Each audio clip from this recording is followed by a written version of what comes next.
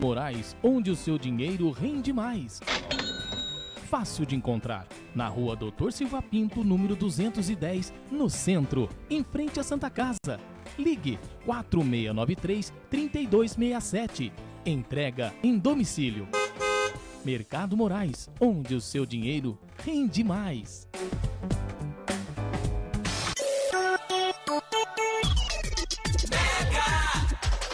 Anda logo, filha, senão vamos perder a hora da escola. Já vou, pai. Só estou pegando a minha mochila. Ah, não. Não acredito que o carro não vai querer pegar de novo. O que aconteceu? Só pode ser a gasolina daquele posto. Ê, pai. Tem que abastecer só nos postos BR ou vai ter que começar a me levar para a escola de bicicleta.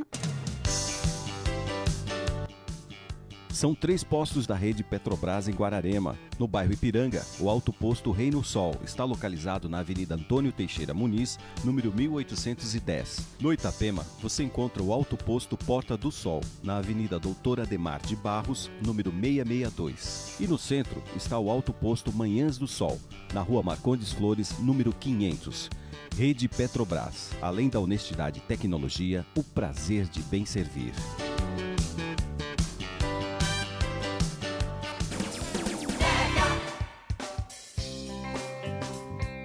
Começa agora na Mega FM o programa Espertos como Serpentes, com a apresentação de José Freire, fatos do cotidiano, variedades e conselhos para o público jovem. Você acompanha aqui. Boa tarde, tudo bem? Estamos dando início a mais um programa Espertos como Serpentes, depois de um mês de merecidas férias. Uma satisfação estar aqui de volta, agradecer muito todo o prestígio que o meu programa, todos os programas da Mega FM recebem. Estamos muito felizes por estar aqui realizando este trabalho e hoje a gente vai dar início ao trabalho que a gente já vinha realizando no primeiro semestre, dando uma guinada um pouco diferente. Então, no primeiro semestre, a partir acredito que do final do mês de março, os programas eles se tornaram programas exclusivamente de entrevistas, para a gente estar sempre tentando mudar, trazer alguma coisa diferente para os nossos ouvintes. Agora, nesse segundo semestre, vai ser um pouco diferente. A ideia é, como já acabou sendo feito em algumas oportunidades, a gente ter programas com uma finalidade mais de, como eu posso dizer assim, dicas culturais e análise, especialmente de filmes e livros. E a gente vai dar início a esta série de programas, essa série cultural, analisando hoje o filme A Festa de Babette. Então, a primeira vez que eu ouvi falar deste filme foi há aproximadamente 2 ou 3 anos. Um colega do Paraná me recomendou este filme. Na época eu não dei muita atenção, mas posteriormente várias pessoas chegaram a mencionar esse filme novamente para mim. E eu achei que seria muito pertinente analisar esse filme. Tendo em vista o curso que eu realizei durante as minhas férias, eu acho que ele acaba exemplificando muito bem alguns dos conceitos que a mim foram apresentados. Então, vamos dar início a esta análise e enxergar o que a Festa de Babette pode nos ensinar sobre a vida, sobre o trabalho e sobre a ideia de o que é exatamente ter uma festa. Então, alguns detalhes breves sobre o filme. A Festa de Babette é um filme dinamarquês, lançado em 1987, e recebeu o Oscar na categoria de melhor filme estrangeiro. Então, como a gente pode ver, é um filme que teve uma repercussão importante, não somente na Dinamarca, mas internacionalmente. E qual que é a história, qual que é o roteiro do filme? Em linhas gerais, o filme se passa numa pequena aldeia na costa oeste da Jutlândia, que fica na Dinamarca. E essa aldeia é composta por pessoas que são membros de uma congregação religiosa de denominação protestante. E o foco da história é uma família composta por um pai e por 2 irmãs. O pai, ele é o pastor dessa congregação religiosa e ele tem 2 filhas, a Martine e a Filipa. No início do filme, mostra... Bom, o filme todo é meio que um ping-pong entre o futuro e o passado. Então, constantemente, durante o filme, a gente tem a imagem das irmãs no presente, já mais idosas, morando sozinhas, contrastando com a imagem das irmãs no passado, por volta dos seus 20 a 25 anos, vivendo ainda com o pai. Então, essas duas irmãs, elas são as personagens principais do filme, são filhas de um pastor e pertencendo a uma comunidade religiosa muito, vamos dizer assim, tradicional para os protestantes. Eles têm, digamos assim, um espírito de austeridade e de ascetismo muito marcante. Então, são pessoas que usam roupas, em geral, pretas ou cinzas, até para combinar, digamos assim, um pouco com o clima da Dinamarca, que é um clima bem cinza. São pessoas que têm práticas de penitência rigorosas. Então, são pessoas que realizam jejuns com frequência, têm uma vida de oração muito intensa, vão aos cultos religiosos e etc. Mas o que dá para ver é que o que impera é um clima muito cinza. E esse foi o tom que o fundador dessa congregação quis conferir a essa congregação, esse tom muito rigoroso, austero e de uma prática ascética muito marcante. E o pai, ele tem, digamos assim, uma certa atitude possessiva com relação às filhas. No seguinte sentido, toda vez que chega um tipo de pretendente para casar com a filha, ele trata logo de despachar. Porque, segundo ele, as duas filhas dele são o braço direito e o braço esquerdo dessa congregação, e ele precisa de ambas as filhas para administrar todos os trabalhos no âmbito da congregação religiosa. Então, em determinado momento, vem um oficial sueco que se apaixona por uma das filhas, e esse oficial sueco vai embora. Depois vem um cantor francês que tenta também cortejar a outra filha, mas nenhum dos dois obtém sucesso e as duas filhas escolhem continuar ao lado do pai. Com o passar do filme, isso depois de 50 anos, acaba mostrando essas duas irmãs com aproximadamente 70 anos. E o que acaba acontecendo? A comunidade religiosa acaba diminuindo de tamanho, existem menos fiéis, e os fiéis que ainda permanecem, depois da morte do pastor, que é o fundador, os fiéis que ainda permanecem são pessoas de idade já. Então, digamos assim, é uma vila que acaba envelhecendo. E eles continuam, digamos assim, realizando as mesmas práticas de piedade, práticas ascéticas, etc, etc. E o que dá para ver é que a comida, não é que eles não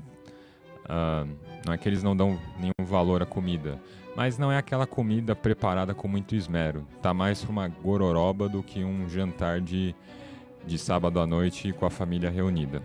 Só que existe um fato que acaba mudando a vida dessa comunidade, quando numa noite chuvosa de 1871, uma senhora francesa chamada Babette bate na porta da casa dessas irmãs pedindo abrigo.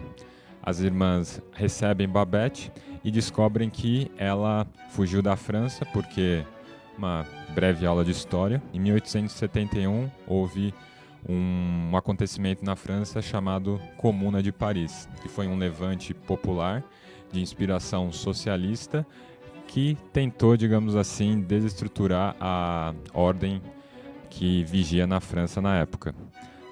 No final não foi bem sucedido, mas acabou matando muita gente enquanto tentou se estabelecer. E duas das pessoas mortas durante esse levante foram justamente o marido e o filho da Babette. E ela, sem ter muito para onde ir, ela decide escapar para a Dinamarca. E chegando na Dinamarca, ela buscando auxílio, abrigo na casa das irmãs, ela é acolhida pelas irmãs e ela fala que o único vínculo que ela ainda tem com a França é um bilhete de loteria que ela comprou. Ela passa alguns anos vivendo com essas irmãs, se adaptando ao clima da Dinamarca, do ponto de vista mesmo meteorológico, cultural. E o que dá para perceber é que ela tem digamos assim, uma mulher muito prendada para o preparo das refeições. E ela fica um pouco decepcionada com a falta de esmero que as pessoas daquele povoado têm para com a sua própria comida. Então, em determinado momento, ela recebe uma carta da França e essa carta diz que ela ganhou um prêmio na loteria no valor de 10 mil francos. Paralelamente, as irmãs estavam organizando um jantar para ser dado em honra dos 100 anos do aniversário do pai, que é o fundador daquela congregação religiosa. E a Babette, que sempre foi uma pessoa muito zelosa, muito prestativa, ela faz um pedido. Ela gostaria de, no mínimo uma vez, por ocasião dessa comemoração, preparar um autêntico jantar francês para as pessoas da congregação religiosa. E um pouco meio que titubeando, as irmãs aceitam. Só que logo elas começam a se arrepender disso. Por que elas começam a se arrepender? Bom, imagine uma comunidade com práticas ascéticas bem rigorosas, ou seja, não comer carne, vinho, cerveja, nem pensar. Se alimentam basicamente de legumes, de vez em quando algum peixe. E ela vai para a França e traz... Bom, ela chega na Dinamarca, o pessoal fica até com medo porque ela traz um monte de codornas vivas, uma tartaruga para fazer sopa de tartaruga, traz champanhe e vinho, e as pessoas lá ficam escandalizadas com isso, porque elas acreditam que aquilo que ela está preparando, na verdade, não é um jantar e sim um ritual de cunho satânico. Isso é citado nominalmente por uma das pessoas. Então, qual que é o acordo que eles fazem? Bom, a gente vai participar desse jantar, mas em nenhum momento a gente vai elogiar ou falar bem da comida. A gente vai jantar como se nada tivesse acontecendo e depois vamos celebrar os 100 anos do nascimento do nosso fundador. No meio tempo, o que acaba acontecendo? Existem vários conflitos nessa comunidade. Como qualquer outra comunidade, tem uma série de conflitos. Então, a inveja, teimosia da parte de pessoas mais velhas, maledicência. Então, é uma comunidade que está se desestruturando e parece que essa atitude da Babette veio mais para prejudicar do que para ajudar os 100 anos do nascimento do pastor que fundou essa comunidade. E o que acaba acontecendo? O filme justamente se chama A Festa de Babette porque o evento principal é esse banquete, essa festa que a Babette, a moça francesa que foi para a Dinamarca, vai preparar para os membros da congregação religiosa que estão para celebrar os 100 anos de nascimento do seu fundador. Então, o que acaba acontecendo? A comunidade religiosa, ela acaba representando a ideia do quê? Da piedade, do ascetismo e da austeridade, que são elementos muitas vezes associados com uma ideia religiosa de vida. Por outro lado, a Babette, que em nenhum sentido da palavra é uma pessoa imoral, ela acaba trazendo alguns elementos que estão associados mais com uma mentalidade de uma pessoa que vive para o mundo, no mundo. E o que acontece quando essas duas mentalidades acabam entrando em choque num jantar? Essas mentalidades, elas são necessariamente antagônicas ou é possível reconciliá-las e como fazer isso? Vamos descobrir isso no segundo bloco do programa. Fiquem ligados. Você sabe qual é o nome da rádio que está na ponta da língua do ouvinte em Guararema? Mega FM 87.9. Diferente e surpreendente. Falhas na partida do seu carro? O consumo de combustível aumentou? Danos no filtro de combustível, nas velas e bomba do motor? Perda de potência? Xiii! Acho que está na hora de abastecer em um local de confiança, hein? Vá até os postos da rede Petrobras em Guararema. Neles, você encontra combustível com qualidade garantida, além da maior linha de óleos, filtros e aditivos da cidade. E pode confiar, lá não entra gasolina formulada. São 3 postos de confiança na cidade. No bairro Ipiranga, o Alto Posto Reino Sol está localizado na Avenida Antônio Teixeira Muniz, número 1810.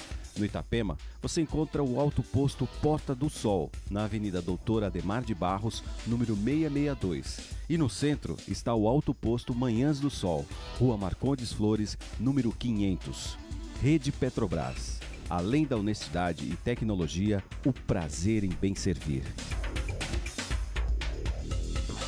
Mega toca a sua música. Música boa, informação e bom humor. Você pode ouvir no mesmo programa. Mega Festa. Domingo às 10 da manhã, ao vivo. Vem pra festa. Mega. Diferente e surpreendente. Aqui você é Mega. Então, voltando. Como que a gente acaba conseguindo reconciliar um jantar francês com práticas ascéticas de uma comunidade protestante na Dinamarca? Primeiro de tudo, a gente tem que entender qual que é o fundamento de práticas ascéticas e qual que é o significado da palavra ascese. Ascese a gente pode traduzir como um tipo de treinamento. Treinamento do quê? Um treinamento dos nossos apetites, ou seja, o fundamento das práticas ascéticas é precisamente moderar o exercício dos nossos apetites. Por que isso é necessário? Bom, todo mundo já teve a experiência que eu chamo a experiência da jiboia. O que consiste a experiência da jiboia?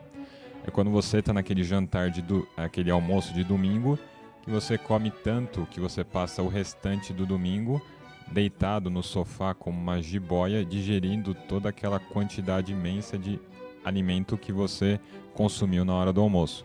Então você fica com seus sentidos totalmente entorpecidos e você passa o restante da tarde assistindo Faustão, futebol, Fantástico, etc, etc. E para quem já não teve essa experiência, conhece alguém que teve, aquele amigo que sai da festa mais torto do que quando entrou. Então aquela pessoa precisa ser carregada para casa, etc, etc. Então, com base nessas duas experiências muito acessíveis a qualquer pessoa, a gente chega à conclusão que é importante toda pessoa, independentemente de sua condição no mundo, ter um certo ascetismo nas suas práticas, um certo treinamento para você saber moderar os seus apetites. Senão isso vai ter uma série de consequências para você no âmbito biológico, pressão alta, problemas de coração, etc. E se a gente for trazer mais para o lado religioso, como que a gente consegue ver qual que é o fundamento dessa prática, essas práticas ascéticas, né? Então, no Evangelho segundo Mateus, capítulo 8, versículo 20, Jesus fala: As raposas têm suas tocas e as aves do céu têm seus ninhos, mas o Filho do Homem não tem onde repousar a cabeça. Então perceba que Cristo também, quando esteve conosco, como homem na terra, ele viveu uma vida de práticas ascéticas. Ele se desapegou de qualquer tipo de riqueza material. Ele nasceu num estábulo, seu primeiro berço foi uma manjedoura, e ele passou 30 anos da sua vida oculta numa cidade que sequer foi citada no Antigo Testamento, uma cidade que ninguém conhecia. Agora, é interessante notar que, apesar dessa disposição ascética da conduta de Cristo, ele acaba sendo criticado pelos fariseus, não pelo fato dele ter uma postura ascética muito radical, mas justamente porque, aos olhares dos fariseus, ele estava sendo mole, relaxado demais. Como ele diz: Então chega o Filho do Homem, comendo e bebendo, e dizem: Eis aí um glutão e bebedor de vinho, amigo de publicanos e pecadores. É interessante notar como em várias passagens dos evangelhos, Cristo está na mesa comendo com seus discípulos, ou com publicanos, com pecadores. E, inclusive, depois da ressurreição, existem passagens que mostram Cristo pedindo alimento para os seus discípulos, um pedaço de pão, um pouco de peixe. Então é interessante como a própria ideia de comida está muito presente nas Escrituras. Tanto é a ocorrência da última ceia, que é o momento em que Cristo vai cear com seus discípulos antes de passar pela paixão. Então, o que a gente pode perceber aqui na fala dos fariseus? Bom, para os fariseus, Cristo estava sendo relaxado demais, estava faltando um certo rigor para ele. Agora, o que a gente consegue identificar desde a filosofia como praticada primeiramente pelos gregos é que a virtude ela é um tipo de equilíbrio, é uma justa medida. Então, o brocar do latino é in medio stat virtus, a virtude está no meio, no equilíbrio. Se existem pessoas que não vivem a virtude porque acabam abusando do uso do prazer, essa comunidade religiosa na Dinamarca era justamente o contrário. Eles estavam vivendo um rigor excessivo nas suas práticas ascéticas e, consequentemente, a vida religiosa deles acabava não indo muito para frente. Tanto é que a comunidade religiosa deles estava envelhecendo e cada vez menos membros eram atraídos para aquela congregação religiosa. Então, como que isso está relacionado com o nosso dia a dia? Bom, uma das coisas que eu acabei estudando nas férias no curso que eu fiz é um livro chamado A Theory of Festivity, uma teoria da festividade pelo filósofo alemão chamado Josef Pippa. E ele vai falar sobre a importância que celebrações e festas têm na nossa vida. E todo mundo aqui já foi a alguma festa. Festa de aniversário, festa de casamento, festa de formatura ou qualquer tipo de encontro com os amigos. E um dos grandes problemas é que nós não sabemos como festejar corretamente. O fato de que o Brasil é conhecido mundialmente como uma cultura festiva não é um indício que aponte que nós de fato sabemos como festejar. Por quê? Porque as principais festas que nós temos em mente, carnaval e muitas festas de faculdade, elas por definição não são festas genuínas, não são festas autênticas. Por quê? Porque nessas festas você acaba tendo inevitavelmente excessos. E se você tem algum tipo de excesso, essa festa, por definição, não é algo virtuoso. E uma festa, segundo Josef Pippa, é uma atividade virtuosa em si que deve ser cultivada na sociedade. Agora, quais seriam para ele os requisitos para a gente ter uma festa genuína, que uma festa genuína possa acontecer? Primeiro de tudo, a gente tem que ter uma razão digna de ser celebrada. Ou seja, você precisa fazer uma festa por ocasião de um emprego que você conseguiu, de um parente que se curou de um câncer, por conta de uma festa de formatura, casamento, etc, etc. E o que a gente percebe é que cada vez mais as pessoas estão tentando criar pretexto para ter falsas festas. Exemplo, festa de divórcio. Ora, o divórcio, independentemente do que vocês achem dele, por mais que ele tenha sido necessário numa determinada situação, bom, jamais vai ser uma coisa prazerosa para as pessoas envolvidas, porque ninguém casa pensando em se divorciar. Agora, mas se vocês colocarem na internet, vocês vão perceber que está crescendo uma tendência de você festejar o seu divórcio. Agora, o divórcio não é em si uma razão digna para que você venha a realizar uma festa. Consequentemente, toda festa que acontecer por ocasião de um divórcio vai ser uma falsa festa. Você não vai conseguir estar propriamente alegre na plena acepção da palavra. Agora, se para ter uma festa você tem que ter uma razão digna, perceba que a festa acaba sendo a exceção, não a regra. Nós só podemos ter uma cultura festiva de verdade se ordinariamente todas as pessoas trabalharem. Por quê? Porque uma das características da festa é um tipo de descanso. Descanso do quê? Descanso de um trabalho cotidiano. Por isso é que um sujeito que é vagabundo e não trabalha nunca vai conseguir usufruir propriamente de uma festa. Por quê? Porque ele não sabe como trabalhar. Se nós não sabemos como festejar corretamente, talvez o motivo disso seja de que nós não sabemos como trabalhar. E um dos problemas da cultura brasileira é que nós fomos introduzidos com o trabalho escravo, o que faz com que nós tenhamos uma mentalidade que é a seguinte: pobre trabalha, rico não trabalha. Especialmente nós temos um certo desprezo pelo trabalho manual e valorizamos trabalhos burocráticos ou trabalhos que gozem de algum tipo de prestígio social, como advogado, médico, engenheiro e etc. Mas a cultura do trabalho, um trabalho ordenado, foi uma coisa que foi introduzida muito recentemente no Brasil, depois da abolição da escravidão, por conta da imigração europeia e asiática com os japoneses. E o problema que nós enfrentamos agora é o oposto, é uma cultura inflacionada pelo trabalho. O sujeito que trabalha na Avenida Brigadeiro Faria Lima e trabalha de domingo a domingo. O sujeito que passa o dia no escritório porque ele não aguenta voltar para casa e encarar a bucha que ele tem em casa. Então perceba aqui, se nós não sabemos como festejar corretamente, nós provavelmente não saberemos... se nós não sabemos trabalhar corretamente, nós não saberemos propriamente como festejar. E para essas pessoas que não sabem trabalhar, que trabalham ou de mais ou de menos, a festa acaba sendo uma fuga da mediocridade da sua vida cotidiana. Por isso, o abuso de substâncias químicas como cocaína, álcool, etc, etc. E além disso, para que você esteja numa festa, você precisa estar ao lado de pessoas que estão minimamente comprometidas a buscar a virtude. Por quê?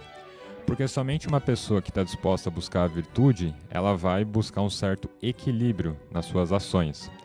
Ora, se você está numa festa em que absolutamente todas as pessoas estão bêbadas, isso por definição não pode ser uma festa porque tem pessoas que estão comprometidas com o excesso. E quantas pessoas nós não conhecemos que vão numa festa com o único intuito de ficar bêbadas? Ou seja, com base nesse critério aqui, 99% das festas que a gente tem no Brasil não são festas de verdade. Por quê? Porque não existe uma razão digna para ser celebrada. Por quê? Você não tem pessoas cuja vida é orientada por um trabalho ordinário, ordenado. E porque você não tem pessoas comprometidas com uma vida de virtude. E daí os elementos contingenciais, ou seja, os elementos que vão agregar valor à festa, como comida, bebida e música, acabam sendo mal integrados também. Então você tem uma música de péssima qualidade, você tem uma bebida cujo único fim é embebedar os convidados, e cada um come o quanto quiser, porque todo mundo pode tomar aquele Luftal no dia seguinte, né? Agora, a gente precisa encontrar então o quê? Um equilíbrio entre o carnaval no Brasil e a vida de uma comunidade religiosa na costa oeste da Dinamarca. E qual que é esse equilíbrio? Bom, esse equilíbrio é justamente o que a Babette oferece no banquete dela. Ela faz um jantar francês para 12 pessoas, em que ela serve vários pratos em sequência e diferentes tipos de bebidas. E esse jantar, muito mais do que afastar as pessoas, acaba aproximando as pessoas. Por quê? Porque cada um, inserindo a quantidade adequada de alimento e de bebida, faz com que acabe amolecendo o coração daquelas pessoas. E as intrigas que antes dividiam aquela comunidade, elas acabam sendo arrefecidas. Ou seja, o tom, o nível do discurso acaba baixando e todo mundo começa a se dar um pouco melhor. E depois o que acontece? Depois do jantar, todos satisfeitos, todos conversando, eles começam a cantar.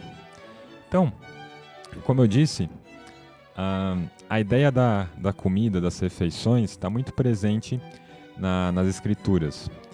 E esse banquete de Babette, nós podemos comparar em alguma medida com o banquete do Cordeiro.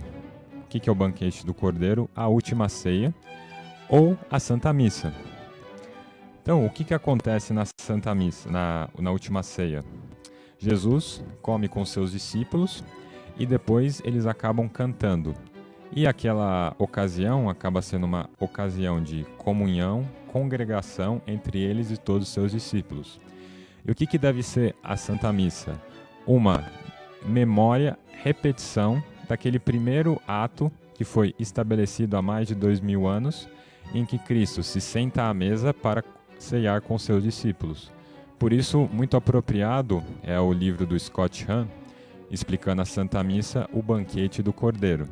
Um banquete em que as pessoas se sentam para compartilhar da palavra e posteriormente para repartir e consumir o pão. E o que acontece depois da Santa Missa? Os discípulos cantam junto com Jesus. Então perceba que se existe uma ocasião que é, por definição, uma festa, é justamente a Santa Missa. Por quê? existe uma razão digna para celebrá-la, ou seja, a instituição da Eucaristia, a criação do mundo, o sacrifício de Cristo. Existe uma ausência do trabalho, algo que foi iniciado pelos judeus com a ideia do descanso sabático. Existem pessoas que, teoricamente, se Deus quiser, são pessoas que estão dispostas a buscar uma vida virtuosa, uma vida de comunhão com Deus. E existe comida, o pão, bebida, o vinho, e existe música litúrgica. Isso que vai desde o canto gregoriano até pessoas com um violão na mão. Então, percebam que toda a festa genuína, seja ela de cunho religioso ou não, ela de alguma maneira se espelha, tem algo em comum com a Santa Missa, quando ela é bem celebrada. E, falando de Santa Missa, que nós estamos em Guararema, na paróquia de São Benedito, é interessante a gente conhecer um pouco mais a vida deste santo. Por quê? Porque ele é conhecido como patrono dos cozinheiros. Então, São Benedito, ele é filho de escravos, ele nasceu na Sicília, mas os pais dele eram originalmente da África. Aos 20 anos, ele foi ofendido por conta da cor da pele dele, e a reação dele de tamanha serenidade chamou a atenção de um dos superiores dos eremitas franciscanos, e ele passou a ser franciscano e ficou responsável pela cozinha. E ele era muito conhecido primeiro pelo esmero que ele tinha com os alimentos, pelo seu espírito de trabalho, oração e sacrifício. Em outro sentido, São Benedito, ele era o que Babette foi para as pessoas nesse banquete. Ele, por meio do seu esmero em preparar o alimento, ele conseguia amolecer o coração dos seus irmãos e transmitir alguma coisa boa, alguma coisa positiva. Então, o banquete de Babette acaba tendo muitas semelhanças com o banquete do Cordeiro. E é aí que a gente pode ter uma verdadeira festa. E se nós queremos ter uma cultura genuinamente festiva, talvez o nosso exemplo para isso seja justamente o banquete do Cordeiro ou o banquete de Babette. Muito bem? Então, agradeço pela atenção de todos. Semana que vem nós estaremos de volta analisando mais um filme. Um bom final de semana. Fiquem com Deus. Até mais.